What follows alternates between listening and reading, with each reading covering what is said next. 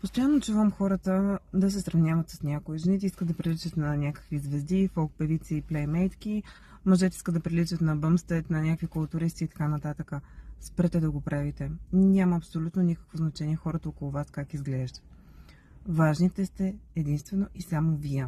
Важно е сутринта, когато се погледнеш в огледалото, да си надградил, да си надскочил себе си, да си подобрил нещо от себе си, да бъдеш по-добрата версия на себе си.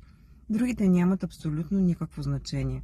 Винаги ще има някой, който ще е по-красив, някой, който ще е по-интелигентен, някой, който ще бъде по-млад. Но това вас не ви касае. Важното е битката да я водите срещу себе си и всеки ден да надграждате, да бъдете по-добри. И не само чисто физически, ментално, психологически, емоционално, интелектуално. Работете на всички нива, защото само тогава картинката може да стане красива и хубава.